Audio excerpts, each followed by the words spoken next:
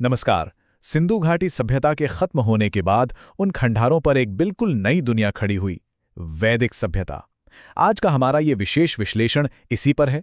अगर परीक्षाओं की तैयारी की बात करें तो ये चर्चा एक ultimate high yield review guide साबित होने वाली है। तो बिना कोई समय बर्बाद किए सीधे उन फैक्ट्स और कॉन्सेप्ट्स पर आते हैं जो इतिहास के इस सबसे महत्वपूर्ण कालखंड का पूरा आधार है।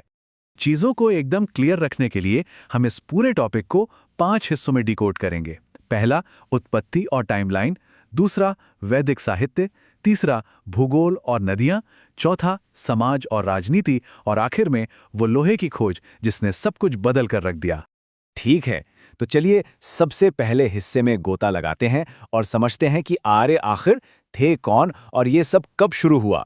देखिए, इस पूरी वैदिक टाइमलाइन को 1500 ईसा पूर्व से 600 ईसा पूर्व के बीच रखा जाता है, लेकिन इसमें एक बड़ा ट्विस्ट है। 1000 ईसा पूर्व में एक ऐसी टेक्नोलॉजिकल क्रांति हुई जिसने इस पूरे काल को दो एकदम अलग-अलग हिस्सों में बांट दिया। 1500 ईसा पूर्व में आर्यों के आने से अर्ली वैदिक या ऋग्वैदिक काल शुरू हुआ, और फिर 1000 ईसा पूर्व में लोहे की खोज ने सब कुछ इतना बदल दिया कि उसे हम लेटर वैदिक यानी उत्तर वैदिक काल कहते हैं। अब यहाँ एक बड़ा सवाल उठता है, आर्य असल में आए कहाँ से थे? ये इतिहास की सबसे पुरानी बहसों में से एक है और एग्जाम्स के लिए इनके अलग-अलग सिद्धांत याद रखना बहुत जरूरी है। मैक्स मुलर की थ्योरी सबसे ज्यादा मानी जाती है, जिसके हिसाब से वो मध्य एशिया से आए थे। वहीं बाल गंगाधर तिलक जी का मानना था कि उनका मूल स्थान आर्कटिक यानी उत्तरी ध्रुव था। कुछ और भी विद्वान हैं जो इन्हें दक्षिणी रूस या हंगरी से भी जोड़ते हैं। लेकिन इन सब के बीच एक बेहद हैरान करने वाला सबूत मिलता है बोगस कोई अभिलेख से। 1400 ईसा पूर्व का ये अभिलेख आधुनिक तुर्की यानी एशिया माइनर में मिला है, और एग्जाम की नज़रिए से ये एक परफेक्ट हुक है, क्योंकि इतनी दूर तुर्की में मिले इस अभिलेख में 4 प्रमुख वैदिक देवताओं इंद्र, मित्र, वरुण और नासत्य का बिल्कुल स्पष्ट जिक्र है। मतलब सोचिए, ये इस बात का कितना पुख्ता प्रमाण है कि आर्य शायद मध्य एशिया के रास्ते ही भारत की तरफ आए थे। अब जो बात सच में सबसे दिलचस्प है वो है इनके पूरे कल्चर का ब्लूप्रिंट। चलिए दूसरे हिस्से यानी वैदिक साहित्य को डीकोड करते हैं। वेदों को श्रुति कहा जाता है। श्रुति का सीधा सा मतलब है वो जो सुना गया हो। इन्हें अपौरुषेय भी माना जाता है, मतलब ऐसा माना जाता है कि इन्हें किसी इंसान ने नहीं बनाया, बल्कि ये सीधे ईश्वरीय ज्ञान है। जरा सोचकर देखिए, जब किसी भी लिपि या स्क्रिप्ट का नामो निशान नहीं था, तब पीढ़ियों तक इस अथाह ज्ञान को सिर्फ सुनकर और कंठस्थ करके बिल्कुल शुद्ध रूप में आगे बढ़ाया गया। मौखिक परंपरा का ऐसा कमाल सच में अकल्पनीय है। एग्जाम्स में इसे याद रखने के लिए 4 के नियम का इस्तेमाल करना बेस्ट रहता है। पहला, ऋग्वेद। इसमें देवताओं की प्रार्थनाएं हैं। इसके पुरोहित को होत्री कहते हैं और इसका उपवेद आयुर्वेद है। दूसरा, सामवेद। ये भारतीय संगीत की नींव है। इसके पुरोहित उद्गाता कहलाते हैं। तीसरा है यजुर्वेद, जिसमें यज्ञ और कर्मकांड के नियम हैं और इसे अध्वर्यु पढ़ते हैं। और चौथा, अथर्ववेद, जो जादू टोने और चिकित्सा से जुड़ा है। एक और हाई यील्ड फैक्ट यहाँ ये है कि पहले 3 वेदों को एक साथ वेदत्रयी कहा जाता है। वैदिक साहित्य के सबसे आखिरी हिस्से को उपनिषद कहते हैं, जो पूरी तरह से गहरी फिलॉसफी पर टिके हैं। और पता है, इनका असर आज भी हमारी रोजमर्रा की जिंदगी में है। हमारे देश का जो राष्ट्रीय आदर्श वाक्य है ना, सत्यमेव जयते, वो सीधे मुंडकोपनिषद से ही तो लिया गया है। ये सच में कमाल की बात है कि कैसे हजारों साल पुरानी एक दार्शनिक सोच आज एक आधुनिक राष्ट्र की पहचान बन चुकी है। चलिए अब आगे बढ़ते हैं और देखते हैं कि ये सब सप्त सिंधु के भूगोल पर कैसे आकार लेता है। हमारा तीसरा हिस्सा भूगोल और पवित्र नदियों पर है। ऋग्वेद को अगर ध्यान से पढ़ें तो नदियों को लेकर एक बहुत ही शानदार कॉन्ट्रास्ट देखने को मिलता है।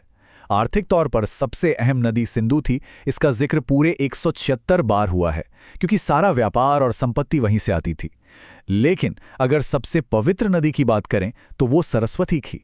ऋग्वेद में सरस्वती को नदीतमा यानी नदियों में सर्वश्रेष्ठ माता कहा गया है। ये साफ दिखाता है कि उस समय पैसा और अध्यात्म दोनों के लिए नजरिया कितना अलग था। एग्जाम्स के लिए ये प्राचीन नदियों के नाम बिल्कुल रटे होने चाहिए। चलिए जल्दी से इनका आधुनिक नामों के साथ मिलान करते हैं। प्राचीन सुतुद्री, आज की सतलज है। परुष्णी, जिसके किनारे मशहूर दशराग्य युद्ध लड़ा गया था, वो आज की रावी है। वितस्ता हमारी आधुनिक झेलम है। और असिकनी का मतलब है आज की चिनाब नदी। बस इन्हें ऐसे ही डायरेक्ट याद कर लीजिए, ये हर बार पूछे जाते हैं। अब बात करते हैं चौथे हिस्से की, समाज और राजनीति। आखिर ये लोग अपना प्रशासन कैसे चलाते थे और कैसे कबीलों से निकलकर एक व्यवस्थित समाज की तरफ बढ़े। ये पूरा सिस्टम एक बहुत ही सेट सीढ़ी की तरह काम करता था। शुरुआत होती थी सबसे छोटी इकाई गृह यानी परिवार से, जिसके मुखिया को गृहपति कहते थे। कई परिवारों को मिलाकर ग्राम बनता था, जिसका हेड ग्रामणी होता था। ग्रामों के समूह से बनता था विश, जिसे विशपति संभालता था। और सबसे ऊपर आता था जन यानी पूरा का पूरा कबीला, जिसके शासक को राजन कहा जाता था। यही छोटे छोटे जन आगे चल के विशाल महाजनपदों में बदलने वाले थे। इनकी अर्थव्यवस्था कैसे बदली, इसका एक बहुत ही मजेदार उदाहरण है निष्क। अर्ली वैदिक काल में जब गायों को ही सबसे बड़ी संपत्ति माना जाता था, तब निष्क सिर्फ गले में पहना जाने वाला सोने का एक आभूषण था। लेकिन जैसे जैसे समय बीता और लेटर वैदिक काल आया, समाज इतना एडवांस्ड हो गया कि यही निष्क धीरे धीरे एक तरह की करेंसी या सिक्के की तरह इस्तेमाल होने लगा। तो यहाँ जो सबसे क्रूशियल पॉइंट है ना, वो ये है कि समाज के ढांचे में एक बहुत बड़ा और कहना चाहिए कि एकदम परमानेंट बदलाव आ गया। शुरुआत में वर्ण व्यवस्था पूरी तरह से कर्म पर आधारित थी, मतलब कोई भी अपने काम के हिसाब से अपना वर्ण बदल सकता था, फुल फ्लेक्सिबिलिटी थी। पर लेटर वैदिक काल आते आते ये तरलता बिल्कुल खत्म हो गई। अब सब कुछ जन्म के आधार पर तय होने लगा, जिसने समाज को एक बहुत ही कठोर और फिक्स ढांचे में बांध दिया। अब आते हैं अपने पांचवें और आखिरी हिस्से पर। वो एक क्रांतिकारी चीज जिसने पूरी की पूरी टाइमलाइन को बीच से तोड़ दिया और इस सभ्यता को हमेशा के लिए बदल दिया। 1000 ईसा पूर्व, और जगह थी उत्तर प्रदेश के एटा जिले का अतरंजी खेड़ा। ये वो समय और जगह है जहां पहली बार लोहे के इस्तेमाल के पक्के सबूत मिले। इसी एक खोज ने इतिहास के इस काल को अर्ली और लेटर वैदिक पीरियड के बीच दो हिस्सों में बांटकर रख दिया। ये सच में एक बहुत बड़ा टर्निंग पॉइंट था। लोहे की वजह से जो बदलाव आया ना, वो किसी महाकाव्य से कम नहीं था।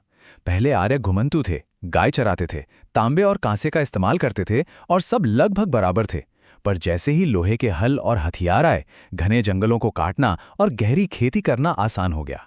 इसके नतीजे में एक सेटल्ड एग्रीकल्चरल सोसाइटी बनी, चित्रित धूसर मृद भांड या पेंटेड ग्रेवेयर दिखने लगे और जमीन पर कब्जे ने बड़े बड़े शहरी साम्राज्यों की नींव रख दी। तो इस पूरे विश्लेषण से एक बात बिल्कुल साफ हो जाती है, लोहे जैसी सिर्फ एक नई तकनीक ने एक साधारण से घुमंतु समाज को विशाल साम्राज्यों में बदल दिया। अब यहाँ सोचने वाली बात यह है कि आज के इस दौर में वो कौन सी ऐसी नई खोज या टेक्नोलॉजी है जो ठीक इसी तरह एकदम खामोशी से हमारे आज के समाज का पूरा ढांचा बदल रही है। इतिहास सिर्फ बीता हुआ कल नहीं है, ये आज को समझने का सबसे बेहतरीन तरीका है। इस विश्लेषण में साथ बने रहने के लिए बहुत बहुत शुक्रिया।